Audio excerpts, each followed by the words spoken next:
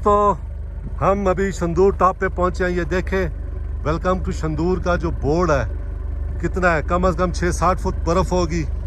ये devils love है और आप देखें इसको, और काफ़ी मुश्किल रास्ता था जिसको हम क्रॉस करके आए हैं।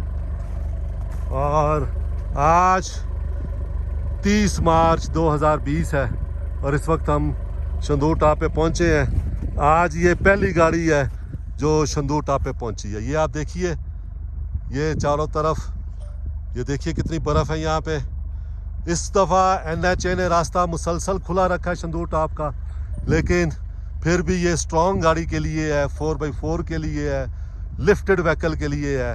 नॉर्मल गाड़ी के लिए आना थोड़ा सा मुश्किल है। जब हम वीडियो लगाएंगे एक आध दिन में तो फिर आप देखिएगा कि किस तरह हम जो है इसको ट्रैवल करके यहाँ तक आए।